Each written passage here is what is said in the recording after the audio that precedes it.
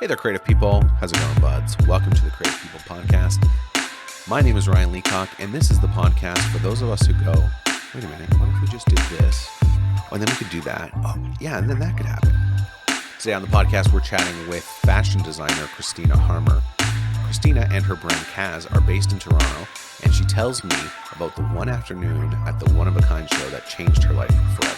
She tells me about putting her remix on the classics and how sometimes she just wishes she could turn that creative switch off. Me too. Like 1 or 2 days, like maybe a week. I love Christina's take on creativity and how she found her lane. This was one of those chats that was like the world was conspiring against us. She had to move rooms, and then there was internet issues, and then construction, but we kind of found a quiet place. She was a good sport. On Friday, I got a little surprise in the mail. Christina, this week's guest, had kind of said that she might send me a sweater, and I didn't get my hopes up because lots of times people are just being nice and whatever, it happens. But on Friday, this package arrived with this beautiful custom KHAZ hoodie for me, and it was honestly love at first sight. I did this on bagging that I'll post on the Instagram this week, and that was fun. But I was so touched because she just put this, she just went over and above and put this little Jedi Order symbol on it, and it just looks so cool with the smoky tie-dye, So, that's what I'm doing this week. Hope everyone else is doing well, too. And that's enough bumper talk from me. Let's get into it with Christina Harmer, KHAZ.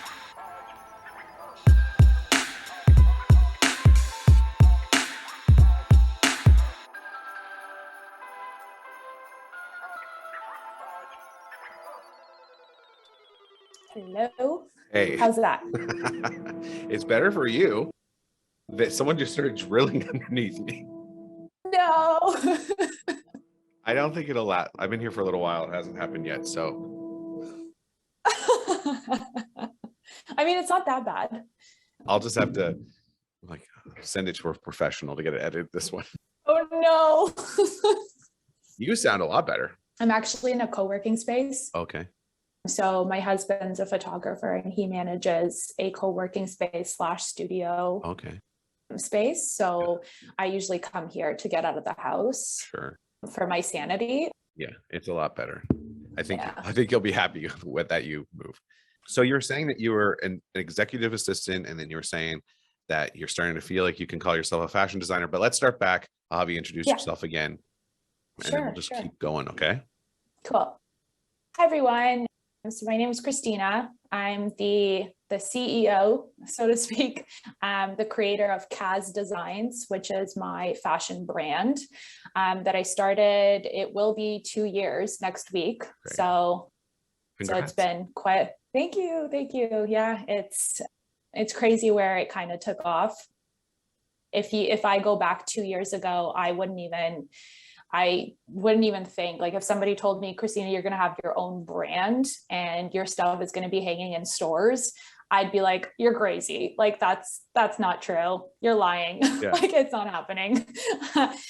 Going on around that time, like what led to it? Yeah. So it was just before the pandemic, and I was always kind of doing stuff on the side. I was painting one night and then, making a necklace another night. And then what really inspired me is the One of a Kind show. I don't know if I've been one time, yeah. Yeah. So it's something that I started going to every year. And I met a woman there, Ivana, who is the creator of these gorgeous handmade leather bags, Anavi Designs. And she actually really inspired me. So I'm a really outgoing person. I'm like a social butterfly, but to actually go to someone and be like, tell me what you do, talk to me about it, was always kind of a challenge for me. Yeah. And at the One of a Kind show, all the artisans are very they want to talk to you about their work. They want to get out there, right? So that was kind of the outlet, I guess. And when I was there, this woman, Ivana, was there, and she does handmade leather bags, but she uses very unique leather and fur. So she makes these gorgeous bags out of real fur, real leather. And the way that the fur bends, it creates another artwork. Yeah. Like, it's just like a stunning piece. So you were just walking through and you were Yeah. like, whoa, these are like, they Exactly. obviously had quite an effect on you. Oh, definitely. I was just like, whoa, these are stunning, Yeah. like, so I started talking to her and I'm like, how do you, like, what is this? Like, how do you find these beautiful furs? And, and we just started chatting, and she was just so inspiring. And like the way she was talking about her work with such great passion, I was just like, wow, I want to know more, and there were other people that wanted to talk to her, and I'm like, you know what, can I like grab your card? Like, I'd love to connect with you and see if like you can show me the ways, and that's what I did. I reached out to her via email, and I'm like, hey, like, I met you at the One of a Kind show, and I'd love, like, do you have a storefront? Like, I'd love to meet you. I'd love to, see how and what you do. And I ended up meeting with her, and it went to a couple of meetings, and she actually taught me how to hand stitch leather bags. Like, she actually like just showed me the ways. And as she was teaching me, she was telling me like how she actually finds these pieces and just her story. We became really close friends. I did a couple of photo shoots for her of her pieces, and we're still in touch. My first leather bag, I got inspiration from like somebody posted on Pinterest, like a lunch paper bag that they were just carrying with like a really cool outfit. And I'm just like, what if I were to make an old school paper lunch bag out of leather? Nice. So that's what I did. Right. So it was all, before this, had you been thinking like, oh, I think I want to go in this direction? No. So it was just like one Saturday afternoon at the One of a Kind show. And then you're walking, you see these bags and you're like, wow, these are stunning. You just start getting, and it just unfolded from there. Yeah. And exactly. Wow, that's crazy. Yeah. Yeah. And, I went to a fabric store. Okay. That had like kind of like recycled leather pieces. So it's like just scraps of leather. I'm like, I can actually like cut these apart so easy and just like start hand stitching them together and make this cool bag. So I did that, and I just posted it on my personal Instagram, and somebody's like, hey, like, did you make that? Like, can I buy it? And I'm just like, what? Like, this was just like an art project. What do you mean?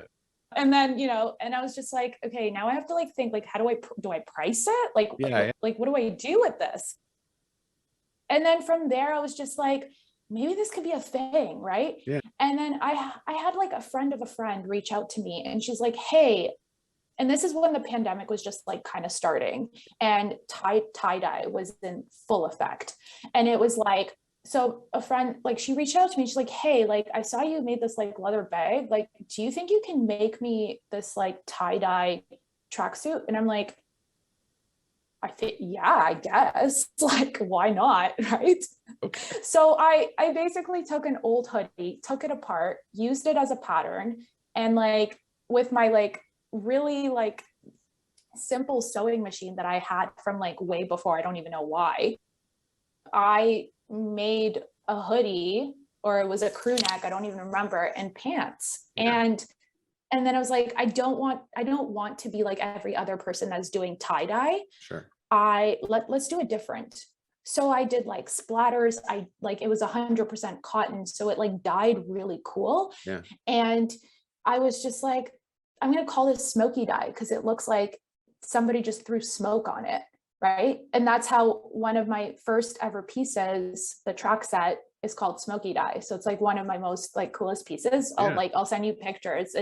It came out really cool. And then I was like, another day I was, on Pinterest, and I saw like these cool, like graphic t-shirts that people would basically put two pictures, combine them, and it would look like, an old vintage picture with somebody's mouth or something, So I was like, I can do that. Like, it's on Photoshop, like, it's so easy. So I did that. So I like took the Mona Lisa painting, and then I basically graphically designed and like added a picture of a girl smoking. Yeah. And then that's my Rebel Mona t-shirt that's been selling still to this day. right? So it's like all those things came out of nowhere. Yeah.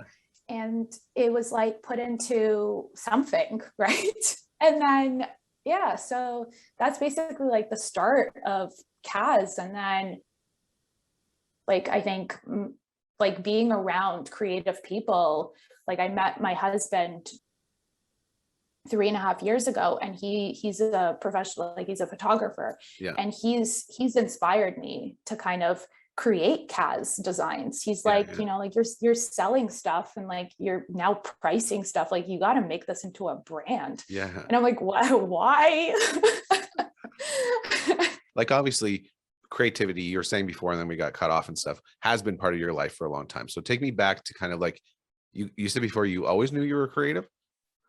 Yeah. So like I was always, I mean, as like when I was little, I had this like passion to draw and sketch, and like I had, so like I would call it like a talent that my parents actually really like brought out in me, is I would take something like a little picture or like someone's photo that's like this small, like a 1 by 1 inch, and I can actually blow it up and make like a huge picture out of it with all the little details. Yeah. So I like kind of had that, like, I guess, talent. And like, I'm really good at like copying things. Right. Okay. So like you give me, you know, like one of the things, like, it's like, well, what's your inspiration? Can you make me a hoodie like this? Like I can replicate anything basically. Right. So I think that's where it came from. And then, so you know, I went to school for art. Right. So it's always been kind of something that you've been able to do, is like, if you look at something, you can kind of dismantle it in your mind or physically and be like, yeah, I could probably recreate that. Oh, 100%. Yeah. Yeah. So even before any of this, it was like, that was like something you knew you could do. That's like a cool thing to know you can do, even if you don't know what to do with it necessarily. It's just so handy. Yeah.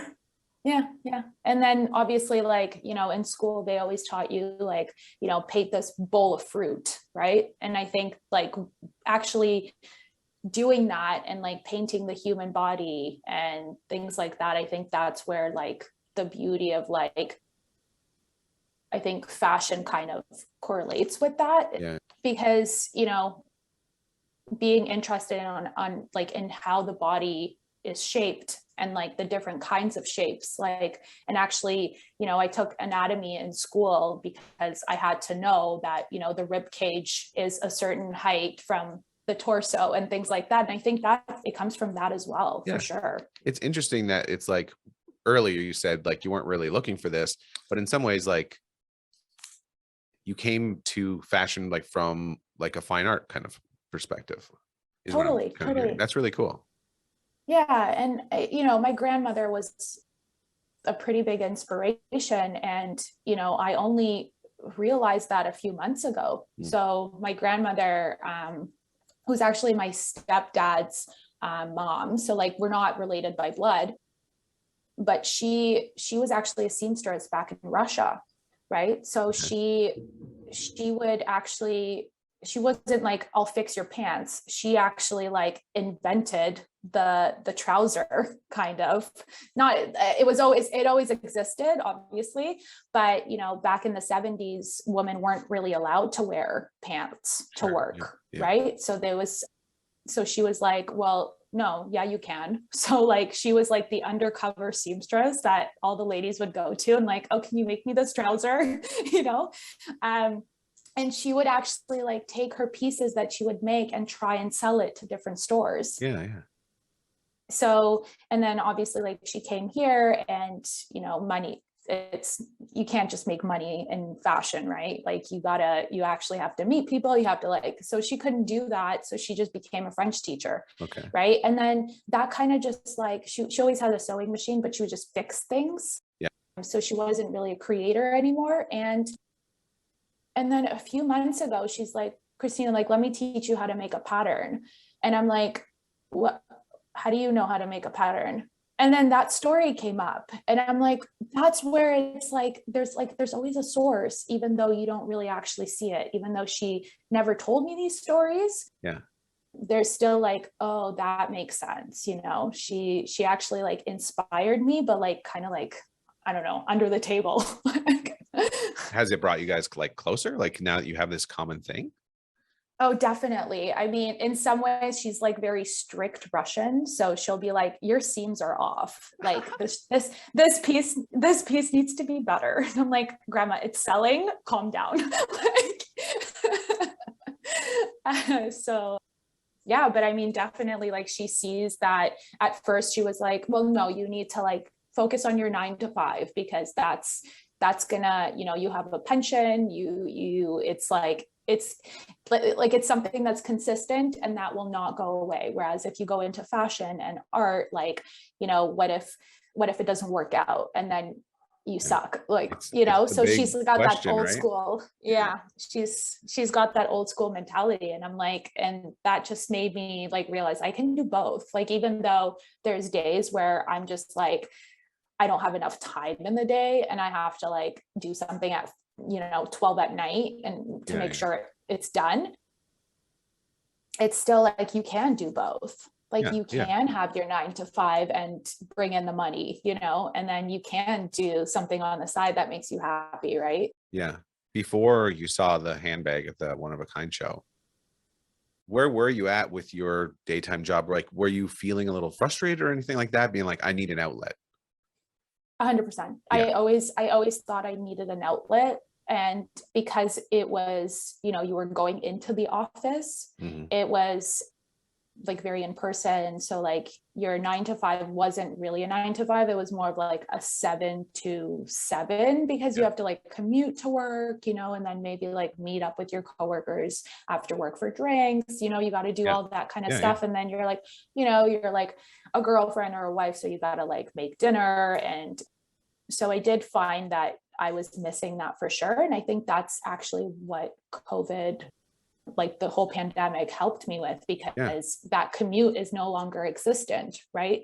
So I can actually like, I find that, I'll finish a meeting at 4:30 p.m. and I'm like, okay, then I'll go into my office and finish the piece that I need to finish. Yeah. Right. And that's like, so it's like, isn't that so refreshing? Like when you think about before, your life before, and now you think about like, that's just such a fuller life, it's your time, you get to make something while also contributing and like having a regular job. Like, I don't know, that just sounds so nice. Yeah, it does. I found that before, it's like, there wasn't enough time in the days, so it's like, I should probably go to bed at 11. Yeah. Okay, should I like read a book or should I like watch Netflix? Like, it was very like structured. Yeah. And I'm not a structured person, right? And it's like, there was always that rush of like, okay, well, I need to like start a painting and finish a painting right now. Whereas now it's just like, okay, like I can get back to it tomorrow. It's easier now. Yeah. And it like gives it time to breathe, which is like what creativity, it needs the pressure, but it also needs that time to breathe. Yeah, 100% for sure. Yeah. So you basically took on, I'm just bringing back to like 2 years ago. So you start making these bags. It's like a little bit of a hobby at this point, right? And then the pandemic hits and you now have all this time you didn't have before. You have this flexibility you didn't have before. Is that basically how it played out? Yeah, I would say so. I mean, it kind of like, there were a few items that I was working on, and then like, the whole mask thing came into effect, and I'm like, oh, like I want to contribute to like what's happening in today's world. So I'm like, okay, I'm gonna like make these 100% face masks. They're so easy to sew. And then I added a Swarovski crystal to like the side of the mask. And I'm like, oh, and then my husband's like, hey, that looks like Marilyn Monroe. You should call it that. So then those masks came up, and I'm like, I can actually like create something cool that people can like wear, and it's different. It's not your usual stuff that comes up. And like, I find that in North America that like everyone is like, winter comes, everyone's wearing the Ugg boots, everyone's wearing the Canada Goose. And I'm like, I want to make stuff that's different. So like I said, with like the tie dye, it's like, it's tie dye, but it's not, it's smoky dye, Yeah. Yeah. It's like, you want to like see what other people are doing and like put your stamp on it. But but it's an inspired stamp. It's like, what about if we looked at it from this perspective? That's kind of what I'm hearing.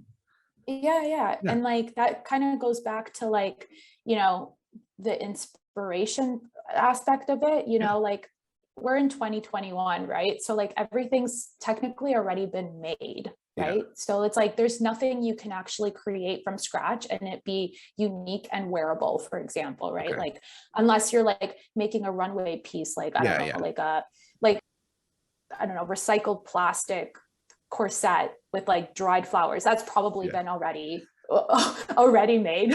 But in your realm, it's um, like the basics, you're not getting away from like what exists, right? yeah, exactly. And it's like what I do is like I take the idea Yeah. that I see, and then I add kind of like my take on it. Like it'll be like a different fabric, it'll be a different cut, it'll be like everything is a remix basically. Like whether it's music, whether it's painting, like it's an abstract painting, right? Yeah. So it won't be the same as the abstract painting, but the colors might be the same, but the strokes are different, right? It's like, did you actually copy Monet's painting because you use like the flowers and the aspects of it? No, it's your piece, right? Yeah. So it's like those little things. And in fashion, it's really hard to like prove that almost.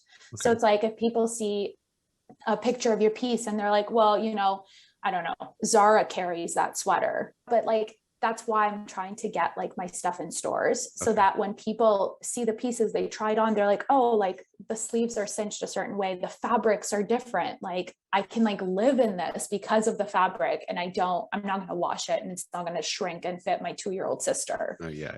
Like again, 2 years ago it was like, I was working on a mask, and then I was working on a leather bag, and I was working on the graphic t-shirts, and then everything kind of just like got together. And I was always struggling as an artist that like I'm all over the place. It's like I can never start a thing and finish it. Like I will start a thing and then I'll be like, oh, I want to start making hoodies, or I want to start, I'm going to start this coat. It's like, why are you making coats? Like you make leather bags. Like, why? And I'm like, well, because now I'm starting to realize that KHAZ is like about everything, right?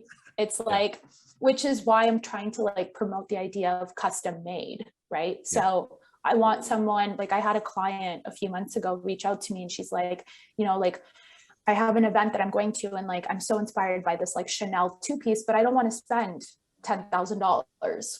Can you make me something like this? That's going to be, really well made, and it's going to custom fit me, but with your take on it. Right. And I did.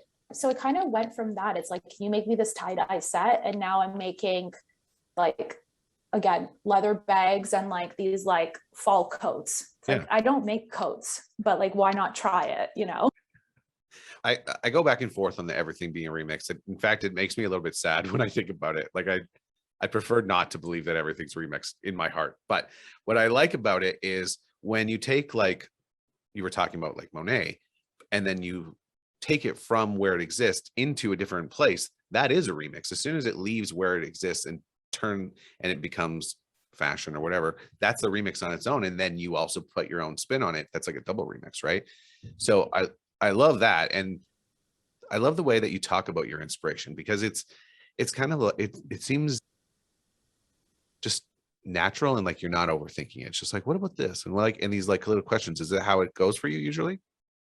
Yeah, like, a lot of like clients will like reach out to me and they're like, hey, can you like make me this cardigan or whatever it is? And I'm like, I can, but I won't. Okay. Like, I will make the idea of it. Like, I will, because there's been times where it's like, you don't want to like, I just personally, I don't like replicating, even though that's kind of my background, even as a little kid, like I would like replicate everything. So it's like, you're sending me this structured blazer, but I'm going to make it into a raw piece that's still going to look really cool. And it's not going to be, McQueen, it's going to be KHAZ, like, right? To me, the business idea of, buying something from China and then slapping your label on it, like, why don't you put your twist on it too, right? It's like, let's make something unique. But there's like, that's what's interesting about fashion, is like, there's this legacy of like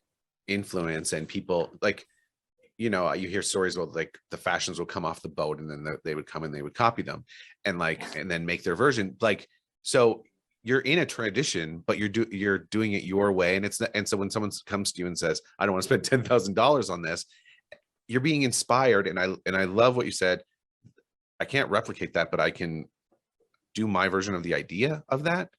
And I love that because you're right. There's only so many ideas in the world. Right. And like something like theater often gets that. I think that part of creativity really well is like they can revive a play and it's like the same play you've seen before, but it's not because it's their take on it.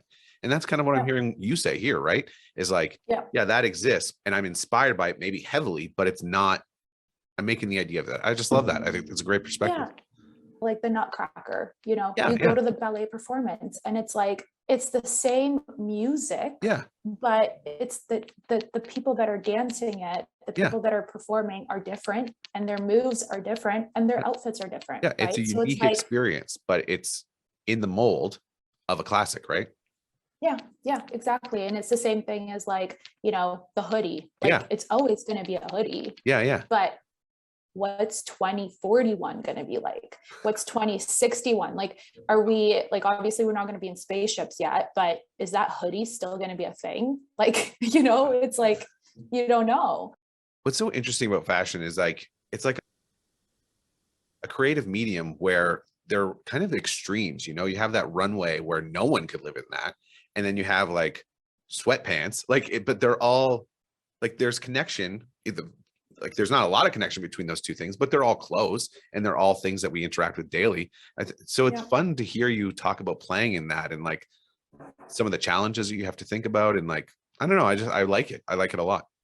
Yeah, there's a lot of like people that are saying, well, loungewear, we're going to stop wearing loungewear because the pandemic is going to be over and we're going to go back to the office. And I'm like, yeah, but you can wear your luxurious hoodie under your blazer, or you can like put on a dress shirt under your crew neck sweater and throw on a lipstick, and there's that sweater that you've been like lounging in on your couch eating ice cream, so it's like that's what I'm trying to push is that like that sweater could be 5 different outfits. It's not about I've been like sleeping and being homeless in my sweater. No, like you wash it, dress it up, and you're good to go. Yeah, right? it can go both ways, kind of, right?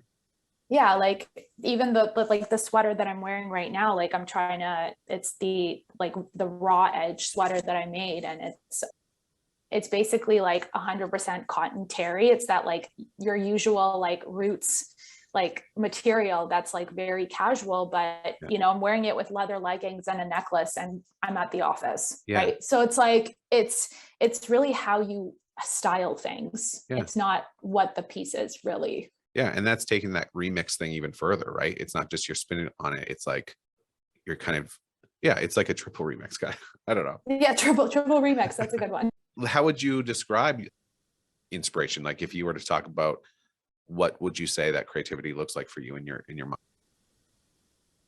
I think like going back to what we were saying is, again, like the idea is taken. So, if I see something on Pinterest or, I'm watching the runway, the European runway show, and I see an idea that's like really neat. Yeah. And then I basically I take the idea, I screenshot the image and then I throw it into my sketchbook and I basically make an idea out of the idea, right? So I add my take to it.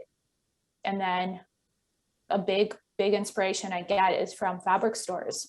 So I'll go to a fabric store and like, I'm the kind of person that's very visual. So as a creative, so I need to go and like touch things. I need to see like, will this fabric be breathable? Like, is it durable? Is it, I got to add like a certain stitch to it, or like, maybe I should use a different color of a stitch, the cut, the build, is it going to fit somebody that's extra large? Is it going to fit somebody that's small? Right. So like, and that's why like most of my pieces are very versatile in size.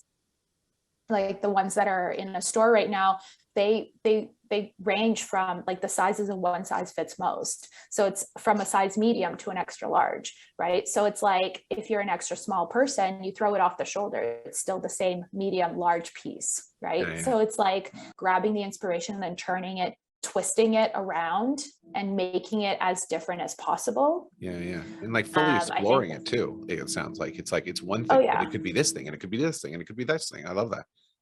Yeah. If you were to give it a physical form, your creativity, like in your mind, like if you were to imagine it and the way you interact with it, what would that look like? I would have to say it's like a chameleon. Yeah. So it's basically like wherever you are, that certain piece can basically be anything you want it to be, right? You are, even though I created the piece, even though I designed the piece, you are still the artist of the piece, right? So you're like creating it to be open-ended a little bit. 100%. Yeah. Oh, I like that a lot. Yeah, for sure. I love your perspective. Has this perspective evolved over the last 2 years? Yes, absolutely. And I think the big part of it is the people that surround you. Yeah. Again, obviously, like my husband being one of them, because he's a creative on his own. So his creativity like expands, right? And he's like, oh, well, I see it this way, I see it that way, right? And taking those ideas and putting it into what I already have. Yeah. Like the people around me basically like create me as well, right? Yeah. So like my closest friends, like the 2 girlfriends I have right now that I talk to on the daily, like one's a real estate agent, right? So she's not creative, but she's an entrepreneur. Like she's a woman, that's trying to like build an empire in the real estate world, right? So like she inspires me every day.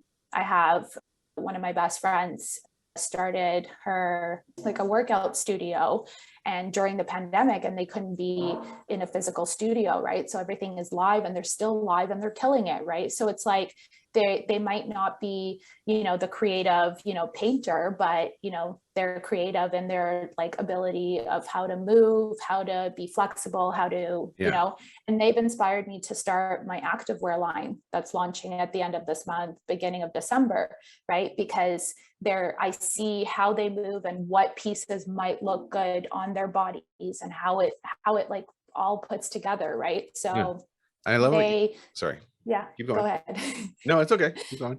No, I'm just saying, like, having that like circle of people that inspire you and drive you to succeed.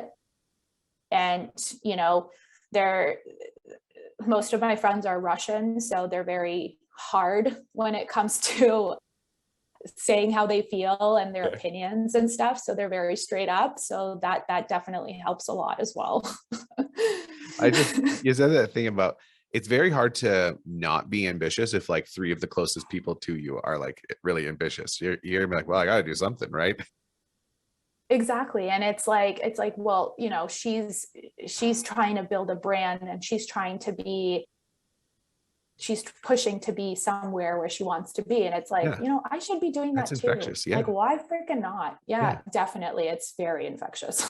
What I love, like creativity and ambition, like I feel like people who aren't in traditional creative industries, if you're really ambitious, I think creativity is running right alongside that. I think it's not really, talked about, but if you're really ambitious, you have to be creative, because you have to look at the world and be like, well, how can I do this a little bit different? Because you have to find your spot, right? So I think the creative spirit is like right there with any ambitious person, whether they're in this creative industry or not. Yeah. So it makes sense that it's like rubbing off on you. Oh yeah, for sure. And I mean, like I said, like, whether you're in finance or real estate or anything, like I think creative thinking is still like very important. Like there's a lot of like, even like real estate agents that I follow on social media, and it's like these days, especially during the pandemic, you kind of had to be creative. Mm-hmm. Like you had to be, especially like the world of social media and how like the TikTok, and like you have to be creative in like how you do these reels and these TikTok videos, and how your caption writing. So it's like copyright, like it's everything. Like every other person has to be creative in some certain way to like get further, And as the world's changing, and it's changed so much in the last few years, in order to even keep up, you have to have a creative like drive inside of you to just figure out how you're going to learn things and then make things, and the things that you're learning, like you have to, it's a constant thing. It's like, yeah, people don't think about like the social media captions that you're like, I have to turn on that creative brain again and write this thing. I don't know. Yeah. And you Yeah. don't always feel like it. You're like, I got nothing. It's Yeah. everything. It's like you said, it's everything. Yeah. Yeah. And I mean, like, I find myself struggling with things like that when it's like, you know, you don't have the energy or the drive on certain days. And it's like, it's ongoing. Like, you gotta be in the game every day. That one day that you don't post on social media can like, and that's one thing that like I learned during the pandemic. It's like, no, you have to post between 3 and 6 p.m. to like, you know, get the engagement and stuff. And like, to me, that's not like, to me, likes and comments are not important. You have to produce the right content, right? Yeah. So it's like, and I'm sure you can relate to this. It's like the sweater that I'm making needs to be perfect, right? To then take the perfect photo to then post it. Like, that's how I see things, right? Because like, I want people to see the details, oh, right? totally. But the social media is like, it's like, yes, the likes and all that is not important, but it's a means to an end. It's like, I'm not going after likes, but I want as many people as possible to see this thing that I put a lot of time into. I took time to take good photos of it, and like, but at times it can feel like you're chasing the likes. I've felt like that, but it's not. It's only because it's a means to an end, right? Yeah. Yeah.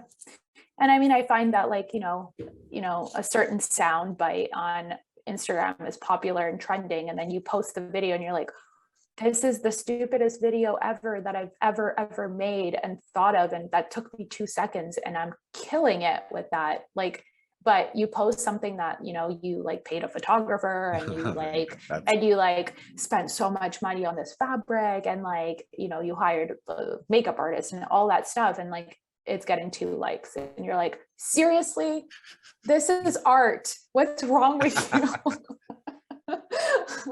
It like, so had you done anything like that before starting KHAZ? That like, had you had a social media account where you were trying to grow it and stuff like that?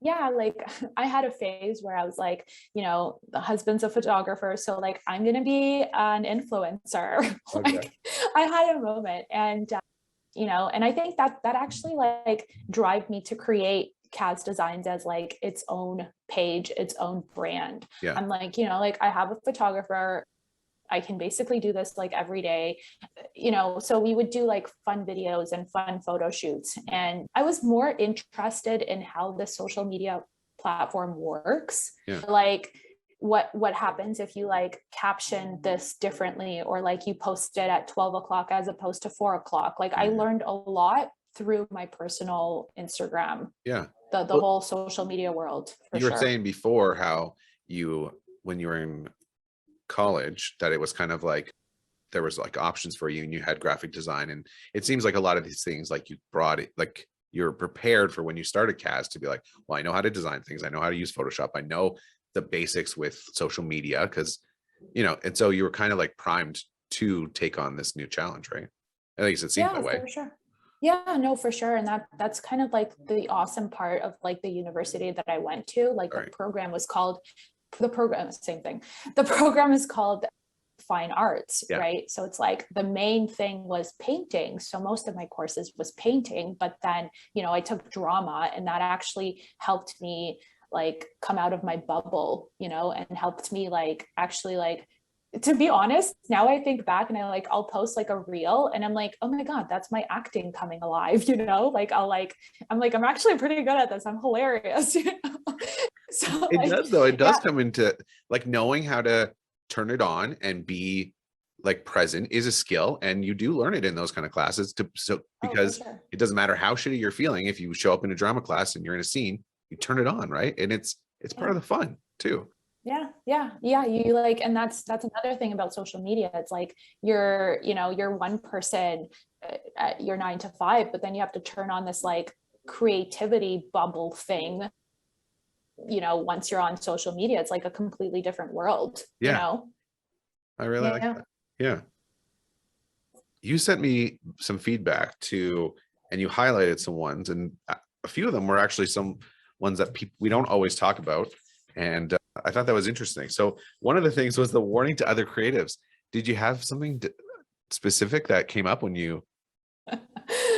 There's a lot that I've learned, but kind of just like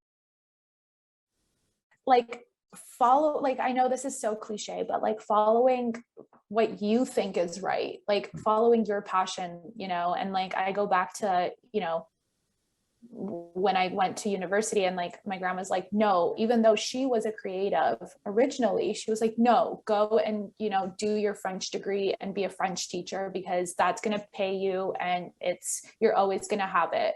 Yeah.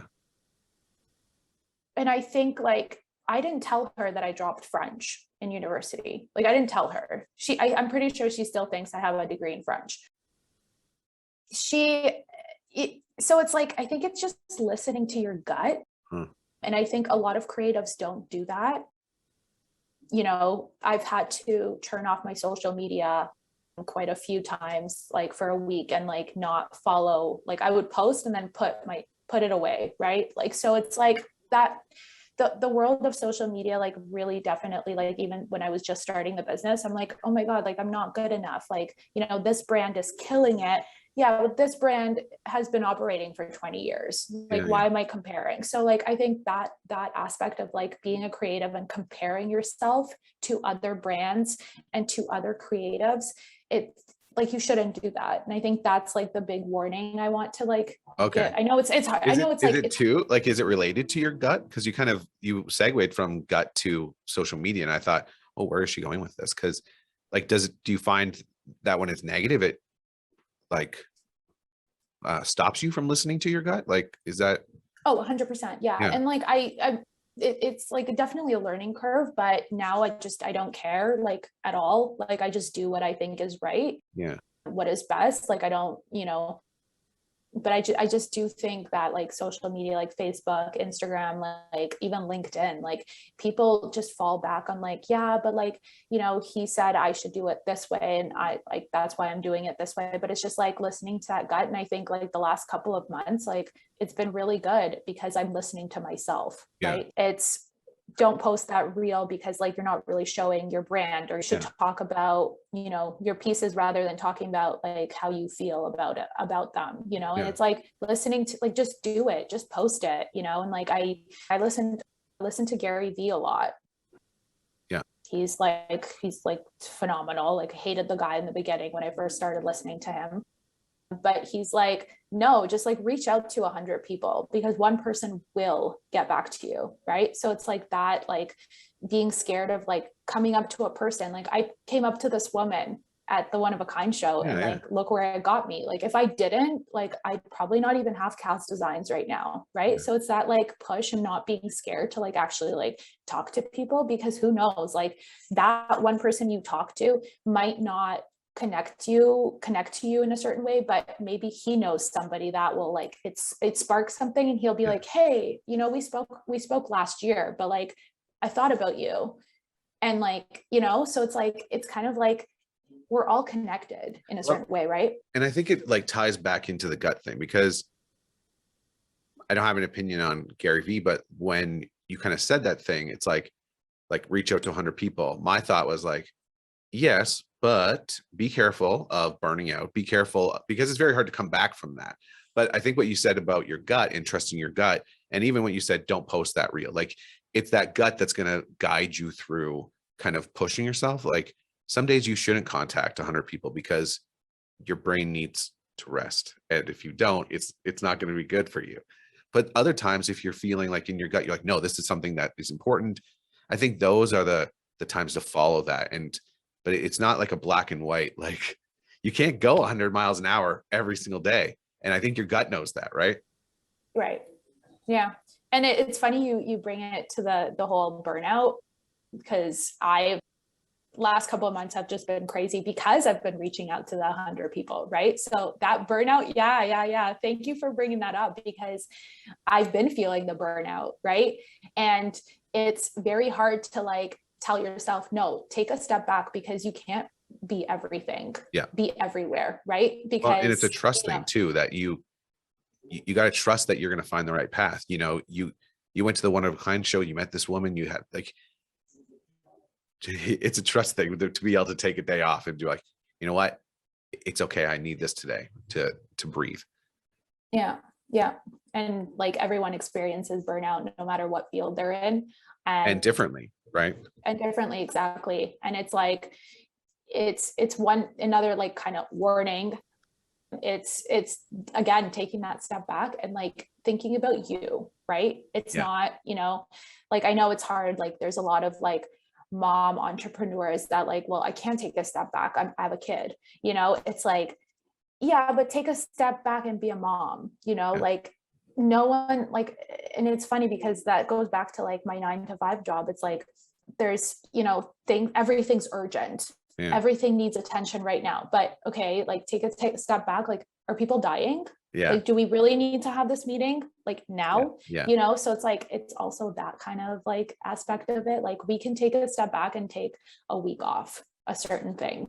Yeah. Because no one's going to die. It's still going to be there, I try to remind myself of like, there's like this 20% rule that like, it's helped me work smarter. Like, it's like, I could spend half an hour making this 20% better, like on a social media post or whatever. And we're like, but is it going to make any difference? It's not. So just it's good now and put it out. And I feel like that's helped me from avoiding some burnout. Although I just went through a pretty bad burnout at the end of the summer, early fall. Like I came here one day and I couldn't even come upstairs for like half an hour. I just was like, I just started, I don't know. I just didn't want to move. Like I was just sitting in my car and like, nope. Like I hit a wall. So I'm extra. It's like, funny you say that. Yeah. It's funny you say that because I actually had that last week where, and I do this like really weird thing, but I don't believe in energies and like crystals and all that kind of stuff. But sometimes I'm like, I need to like ground myself. So I will literally like take a breath and like lie down on my floor and just lie there. Yeah. For like 10 minutes and think about nothing. Yeah. And then I get up and I'm like, oh, okay. And it's and that's honestly like going back to like being a creative. Like a lot of the times that's why I kind of took this path too, is because when I'm sewing, when I'm creating, I think about nothing. Yeah. Like obviously I'm thinking about like not killing myself on the sewing machine, but I also think about like literally nothing. Like I'm in a zone. Yeah. I'm completely alone in my zone. And then I finish the piece and I'm like, whoa, like where did this come from? Like, Zone is like the best drug because it's just like you're productive, time is gone, everything is like sinking, and it's the best. Yeah. Definitely. Like I find myself definitely going into some sort of zone. People take meditation classes. I've tried meditation classes. Like I've done the whole yoga thing. I've sat in a salt room for 45 minutes and I've been told like, don't think about anything, just think about your breathing. And I'm like, I can't do that. I'm like thinking about like, okay, what do I need to pick up the grocery store when I'm out of here? My zone is when I'm like creating. And that's exactly why I do it. Yeah. Because like, even when days when the other pressures are there and like, there's frustrations. I'm sure you've had a lot of frustrations in the last 2 years, but you get to come back to that thing where you're making and you're in that zone. And like, that's so pure and good. No, it doesn't matter if those other frustrations are there because the reason you're doing is that core that you just said, right? Yeah. And that's actually like the benefit of like KHAZ being so diverse in all the pieces. Like I'll start a bag and I'm like, I don't even know if this is going to sell, but like I'm sitting at watching stupid TV, Netflix, and I'm like sewing this bag and it's like mindless, but yet like it gets somewhere. Right. And then I can just like put it away. If it's not a client's piece that I'm working on, I can like put it away and then I can like work on something else. Right. So it's just like having like different outlets of like creativity and just like I do have like frustrations. Like I started a painting 2 years ago and it's like a massive painting of Christopher Walken. And I'm just like, I need to get back to it. Literally every day I'll be like, I need to get back to it because this is going to be a really cool piece. And then I'm like, not today, not today, not today, you know? So that, I think that's probably like the most frustrating thing of my business. And being a creative is just like, please do this. No, I don't want to. It's like fighting that voice, you know?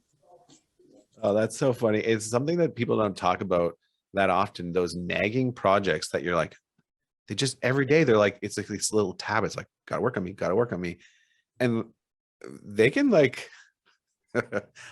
I think they can add to burnout actually, because it's taking up some of your creativity. And I don't want to speak for you, but I've been trying to like shut those tabs down. If there's something in my head blinking saying, do it, at least like I'm not like, I let it go or I pick it up. Like, you know what I mean? Because I found it wears me out.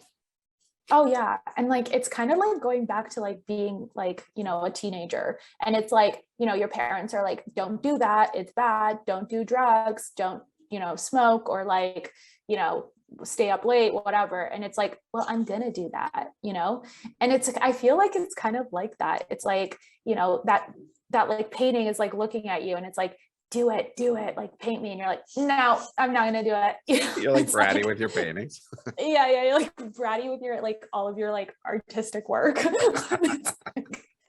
Like you're forcing me to do it. No, I won't. I'll do it when you actually leave me alone.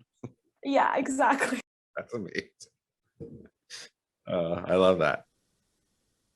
Do you feel at all, like it doesn't sound like you are doing this alone, but do you feel like sometimes your creativity is misunderstood? And while you're thinking about that, let me just grab my charger because my thing just dimmed, which means it's going to die. So 1 second. Sounds good. Sorry about that. That's okay. But we've dealt with echoes, drilling, almost batteries dying. I love it. It like keeps the excitement going. Professional podcast. Yeah. So do you feel like any sort of like misunderstanding or isolation in kind of your creativity? 100%, like every day.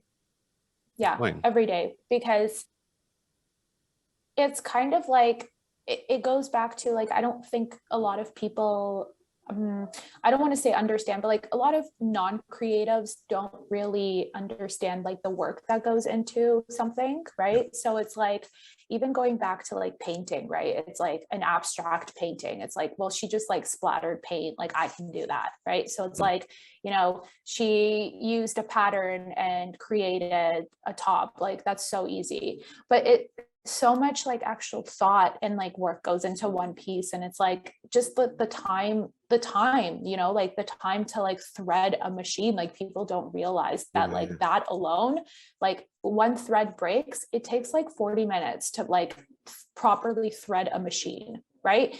And then you gotta like, you know, package a piece, you got to like create a shipping label, and then the frustration with Canada Post, like it's all of those like little things that like go into one piece. And I think that's kind of like something that like I really want to bring forward and tell people that like, you know, when it's handmade, it's handmade. Like it's, you know, it's not just, you know, sometimes everything like works so smoothly, and it's like, you know, it takes me like an hour to make a piece, from the, you know, pattern making to like cutting to like actually making the piece. But then it's like, okay, well, like the sleeve is off, so now I have to fix it. Or like a client comes back and says, you know, the pants are actually too long, can you cut them, even though that, you know, you did it to their measurement, you know? So it's like things like that actually like take time, right? It's not only time, but it's like your kind of like mental sanity too. Focus, energy, creativity through all those things, problem solving, like, Or like even like the smallest thing of like, you know, you get an order and it's like, oh, I'm not in the mood this week. Like, you know, you have those like, and I think that's with every creative, like you're just like, today's not the day. Today I just want to like lie on my couch and do nothing. Like today I just want to like go to a bar and have a drink. Like, you know, like I don't want, like there's deadlines, right? And as a creative, it's so hard to actually like get to those deadlines, because the creative mind is completely different from like, you know, putting a report together for work. Like it's a completely different world, right? So I think that's where like definitely like I don't want to say like people misunderstand, but they don't think about those things, Yeah, right? yeah. And it feels like it's like sometimes you're like, well, I don't know how to express this because it sounds like I'm complaining. I'm not. I signed up for this, but it also, you need to realize there's all this other stuff that goes into it. Yeah. Yeah, and I don't like to like complain, so to Yeah. speak. Like I'm not like, well, I have a 9 to 5 job and like I don't have time for this, you know. It's like I try never to say those things. Maybe in my mind I do to myself, but it's like, okay, but that's your problem, you know. Like you decided to have a small business, you decided to do 7 other things aside from your small business, Yeah. and you know, being a 9 to 5, a wife, and like everything else, right? It's like, yeah, that's like, you decided that. So like, don't complain, right? Yeah. And you said before about like how like focusing on like one thing because you want to do this and this, that also takes energy to like stay and see things all the way through to the end every single time. Because sometimes I think like most creative people, it's like, you're like, yeah, that was fun, on to the next one. But when you're being professional, you don't have that luxury, right? No. And like, I find like I'll get ideas at the weirdest times. Like I'll be, you know, I'll be in a board meeting for my job, and like they're talking about like the investment decision, whatever. And then I'm like, oh, that green leather skirt.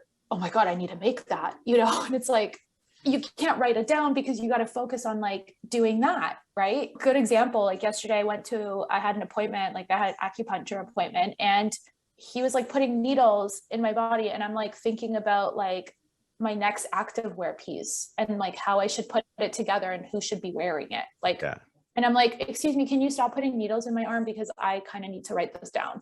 It like, well, it makes you angry. Like it makes me angry. I'm like, why now? Why? I know what you mean.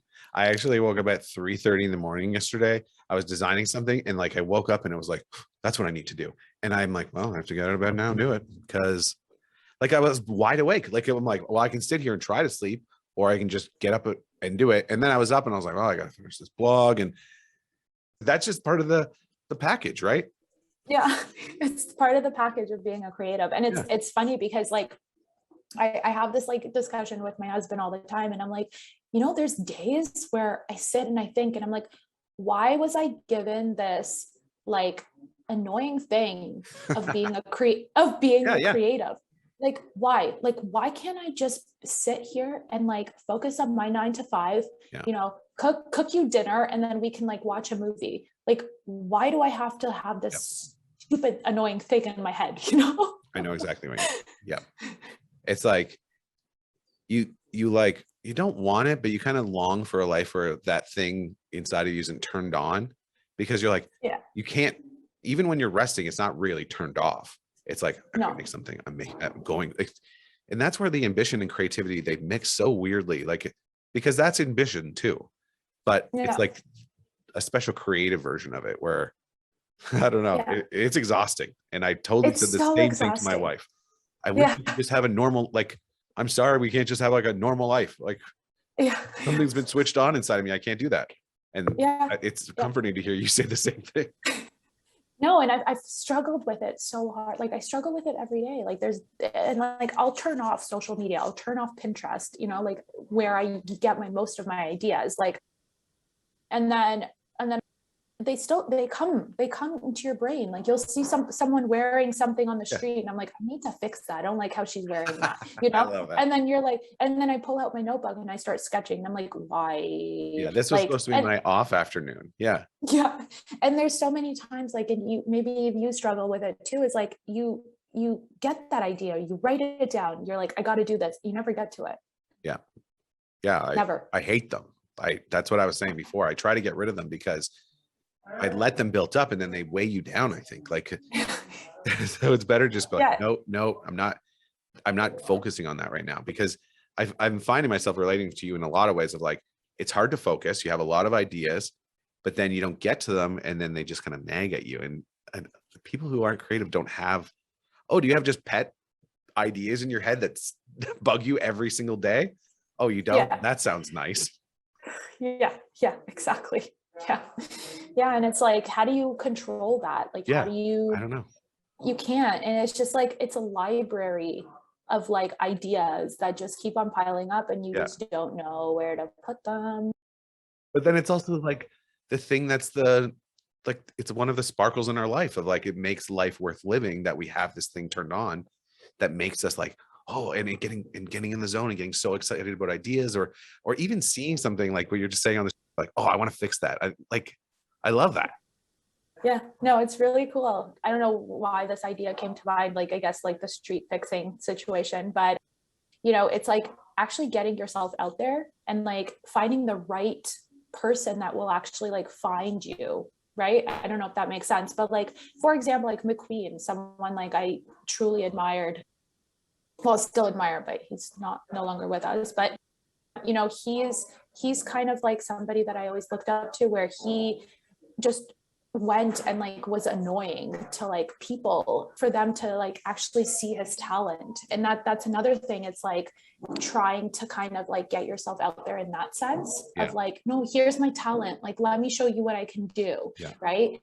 And that goes back to like why I always reach out to people, or somebody will be like, oh, can you make this? I'm like, no, but I can make this and I can make this, I can make this. Right. So it's like also like getting yourself out there and like showing the world that you can actually create something that's insane and cool. Right. And I think that's also like another like burden almost. It is, because it takes a No, I lot of need to energy. show you. It takes a lot of energy to put yourself out there and to be confident, because when you're creating, it's always like it's like, this is new, I'm trying this out, I'm confident about this, but it's untested at first, but you have to be confident enough to be like, no, this is good enough that I can reach out to you and be confident about it. But that it's another one of those burdens, like you just said. Yeah. Christina, I've had a great time talking with you. I just got a couple more questions. You circled in the thing that you had something coming up that you're pretty excited about. Can you talk to me about that? Yeah. Oh, so many things coming up. Like I don't even. It sounds like I you're said, like making things right now as we're talking. Yeah. I mean, I'm working on new pieces every single day. I picked up really cool fabrics last week and I'm like, oh, I need to make a jacket. Oh, I need to make this really cool like turtleneck sweater. So there's ideas every day. Yeah. But the most exciting thing is coming out hopefully beginning of December is my active line. Yeah. So KHAZ active line.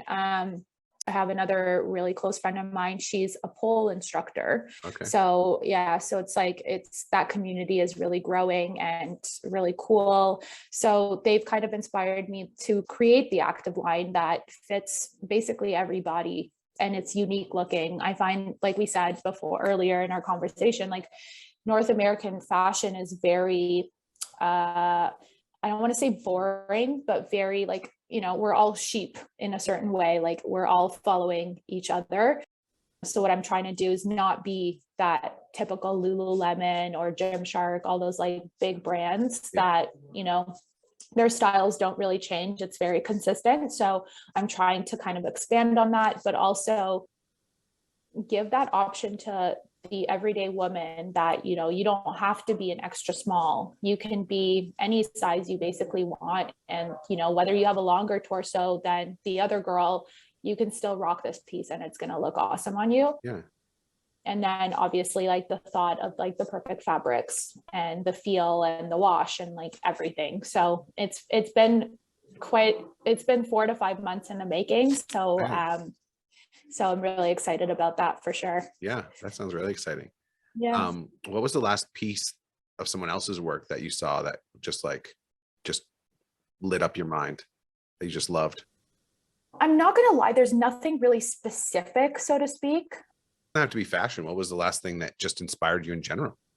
Oh, okay. Well, so my husband and I went to BAM, I want to say a month and a half ago to 2 months. Yeah. And something that's inspired me is so weird, is a leaf. Okay. A leaf literally fell off the tree and I picked it up and it had the coolest design on the inside of it, where it looked like it just had like these like really like unique lines going through it. So it's like kind of like the veins of the leaf. Yeah. So that was kind of like, I mean, Banff, like traveling really inspires me. Like it's unfortunate that we couldn't do it during the pandemic, but every time I go somewhere, something inspires me, like the way the tree is formed, you know, whether it's like someone's hair, like someone's, like the way they're wearing their shoes and pants tucked in, like it's all these like small things inspire me. And like the leaf was like one of the biggest, and that's one of the pieces that I'm kind of working on. That was a secret, but I guess I just told everybody. So yeah, stay tuned for that leaf piece. Inspired. What kind of clothing? Like, can you tell me that? What kind of clothing? So it's going to be a unisex piece. Yeah. So it's going to be like most of my clothing is oversized, because I do want to kind of bring that forward, that like, you know, you're not a large, you're not a medium, you're not a small, right? Like your piece could be any size you want, and it's just the way you wear it, right? So it's going to be a unisex, basically crew neck sweater that's going to have like the coolest fabric, the coziest, and it's going to have these like really cool sewn on designs that I'm going to hand stitch. Pretty cool. I love that you're, you know, and when I asked you what inspired you, you went from like travel and mountains and like down to a leaf to how someone tucks in their clothes, like that, you know, that's like the whole scope. Right? Yeah. I love that.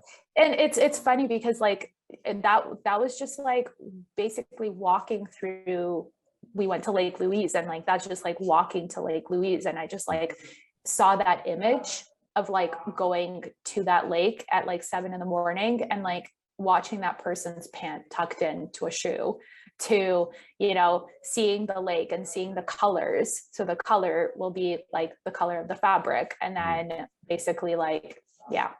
I love so it. it like it all ties in, and it's just like memories that turn into a creative piece. Yeah.